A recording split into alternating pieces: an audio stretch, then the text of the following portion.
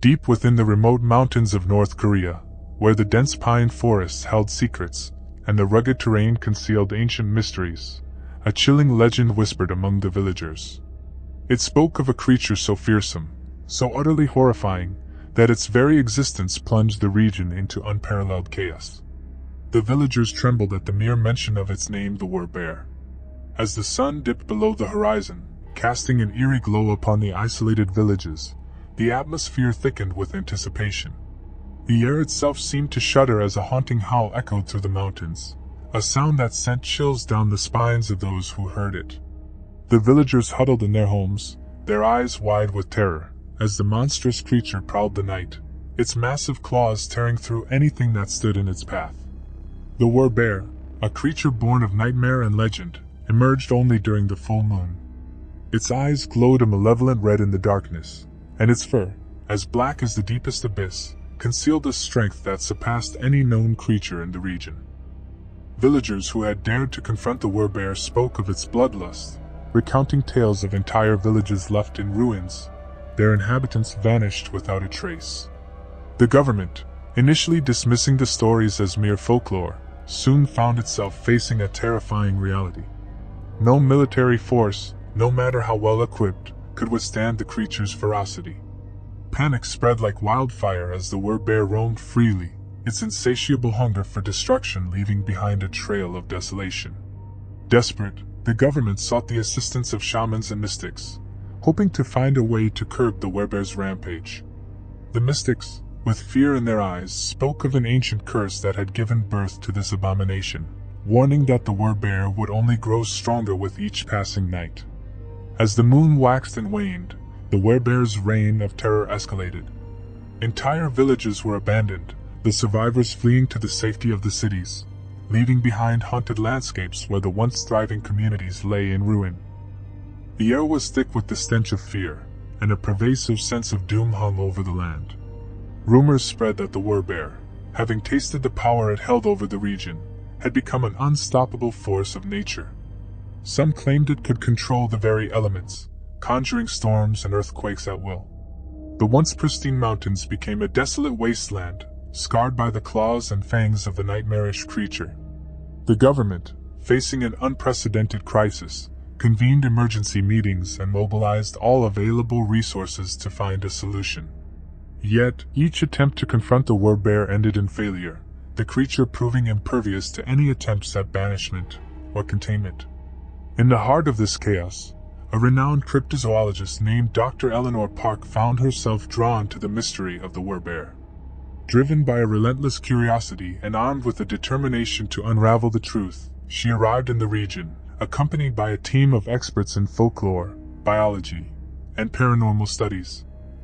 The villages, once lively and vibrant, now stood as silent witnesses to the devastation that had befallen them. Dr. Park immersed herself in the local lore, speaking to the few remaining villagers willing to share their stories. Through hours of interviews and investigations, a pattern began to emerge, a pattern of ancient rituals, forgotten curses, and a creature that defied the laws of nature. The team ventured into the heart of the mountains, guided by the cryptic clues provided by the villagers. Dr. Park, an expert in tracking elusive creatures, followed the twisted paths through the dense forests, her senses heightened as she felt the presence of the Werebear drawing closer. As the team delved deeper into the mysterious terrain, the air became charged with an otherworldly energy. Strange symbols adorned the trees, and the ground beneath their feet seemed to resonate with an ancient power. Dr. Park, undeterred by the mounting tension, pressed forward, determined to uncover the truth behind the legend. One fateful night, under the glow of the full moon, the team encountered the Werebear. Towering over them, its eyes ablaze with a sinister light, the creature exuded an aura of primal fury. The air crackled with tension as the Werebear faced off against the intruders, its growls echoing through the mountains. In a moment of sheer terror, the team witnessed the Werebear's awesome power.